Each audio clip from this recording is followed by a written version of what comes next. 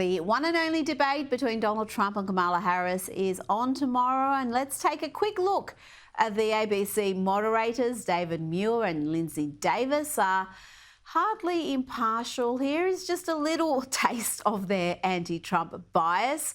These are comments from less than a month ago from Davis linking Trump to a white supremacist cause. Former President Donald Trump is expected to go campaign in Howell, Michigan tomorrow. Many people are aware that a month ago in Howell, KKK protesters marched in the streets with the white robes on and suggested that they support Donald Trump. I'm curious if you make anything about that connection and him going in particular to Howell tomorrow. Joining me now is Newsweek Senior Editor-at-Large and Article 3 Project Senior Counsel Josh Hammer. Josh, that was a bizarre question from an ABC anchor. Will tomorrow's debate be a level playing field? Probably not, if I had to guess. I mean, ABC News, of course, would be the same American media outlet that hires George Stephanopoulos to anchor its Sunday news show. The people will probably recall that George Stephanopoulos was one of the preeminent Clinton campaign staffers, along with Jimmy Carville, back in 1992. I mean, he is about as partisan a Democrat as it gets in all of the mainstream corporate media. This is not an objective outlet at all. Actually, Rita, if I think back, it was on the precipice of the 2020 presidential election. Wisconsin has become one of America's foremost swing states.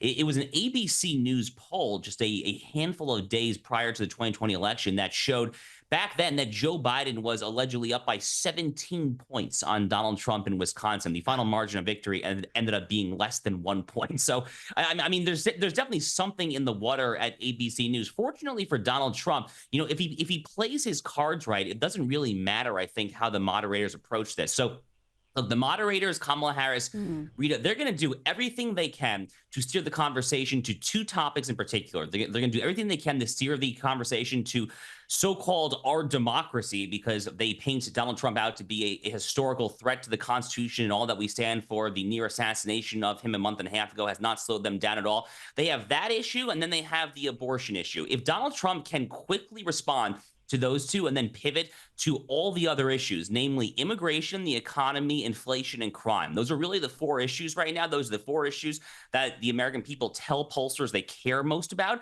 And Donald Trump is more trusted on each of those four issues. So if he can quickly pivot, so for example, on the question of our democracy, which I'm sure is going to come up at some point, all he has to do, Rita, is look into the camera and very straightforwardly and clearly say, there is one person on this stage whose Department of Justice is trying to incarcerate the opposition. And guess what? It's not me. And then immediately pivot to the economy, immigration, and so forth. If he can do that, he's going to be in great shape, I think. I think so. And I think he also has to just resist talking, because the more Kamala talks, the more trouble she gets herself into. And I think that will be difficult for Donald Trump. But if he can restrain himself, it would be fantastic. The Mail Online is revealing that Kamala Harris is prepping for this debate by practicing against an aide in an orange wig. No reports yet whether it's this guy, my favourite Trump impersonator. What do you think about this? Is this a sign that she's taking it deadly seriously, or a sign that her campaign isn't really run by adults? Well, I think that Kamala Harris is in serious trouble. I mean, Nate Silver, who runs 538, I mean, he's probably America's foremost political odds horse race prognosticator, essentially the best statistical analyst we have here. Now he himself is a liberal-leaning guy. I mean, he calls it roughly straight, but no one doubts that Nate Silver is a liberal.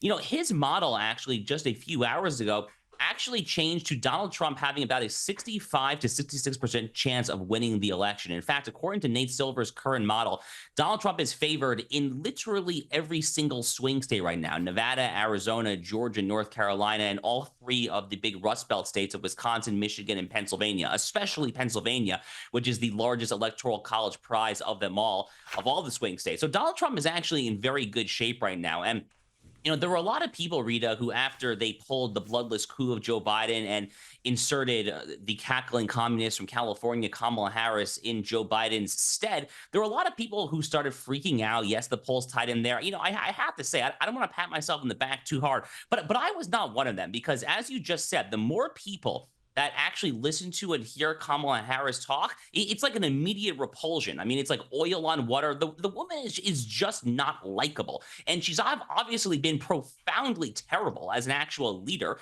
You know, she's been vice president of one of the worst administrations in the entire history of the Republic.